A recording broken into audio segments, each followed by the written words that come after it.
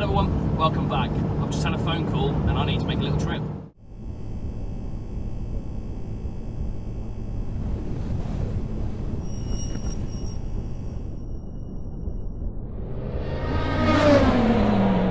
Originally today I was going to be finishing off the interior of the van. I was going to build the bed, I was going to build the unit that was going to house the spec charge relay and battery and everything.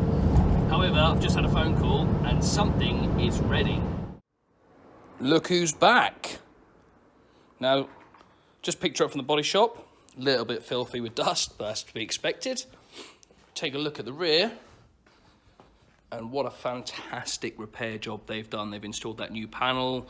All the floor has now been re-straightened out. Just looks a lot better. Nice and straight. I've already got a rear bumper for it. I just need to get a boot. Sadly, the one that I ordered came damaged, so I just need to find another one. And then I need to reapply the decals. I need to paint the rear bumper in the orange that it was, and then apply decals to that. But other than that, it's almost time to go racing. So whilst I'm here, I thought I'd take this opportunity just to run around the car and show you a few little bits and pieces I had to change or that we have to run for the specific race series that we enter. So first of all, wheels and tyres. Now we have to use mandatory set of each. The wheels are Team Dynamic 1.2 Pros. They are a 15-inch by 7J, and I believe they're ET40. With the tyres, we have to use these Yokohama Advans. They're not road legal. The compound's very much different, and the tread block pattern is obviously very race car specific. We have to use those for wets and dries, no slicks, and then using them for wets. That is just the tyre we run all year round. Now up front, you can't really see them, so there's no point me showing you too much, but the discs and pads all round are actually free to use. With the rears, they don't tend to get used very often in comparison to the fronts. So with the rears, I've just got a straightforward road-going Brembo pad and Brembo disc. Up front, I've got the Brembo high carbon discs running currently Carbon Lorraine RC6 race pads. However, for this year, I'm going to change to PBS. I've seen some really good reviews about them, and I find that with these Carbon Lorraines, they tend to break up, and already they're only 4 races old, and the compound of the brake pad that's in this car right now is already looking a little bit worse for wear. So we'll move on to the engine next. Not a lot is allowed to be changed to this. We still have to use the original intake pipe, original breather pipe. We can use a oil catch can if wanted. I haven't ran one yet. To be honest, it's trying to find space. We can use a race battery, and we have to use the mandatory Gem 90 ECU supplied by K-Tech. Now, this is specifically developed for this race series. They've done a specific map for all of us. So again, the cars are neutral.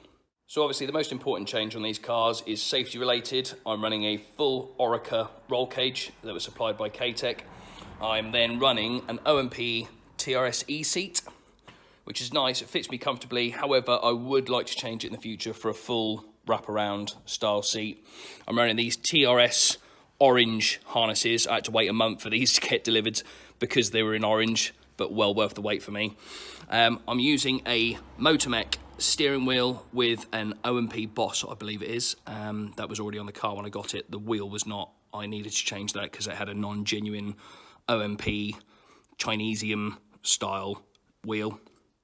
Obviously, for any form of race or rally event, you need to have a fully plumbed in fire extinguisher. I've got the JJC plumbed in fire extinguisher, and then just below there you can see I've also got the electronic kill switch. Now I can reach that perfectly fine, so I don't need to run an additional pull cord for that inside the car. However, on the dash I've got the pull cord for the fire extinguisher.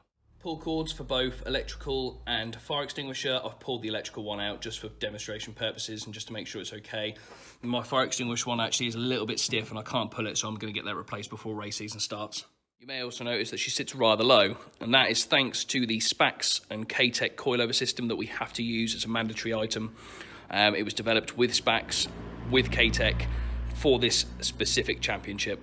To go along with that suspension, I am using the K-Tech Race solid top mounts, which I believe are an option. However, I'm pretty sure that every single person in the grid is using them.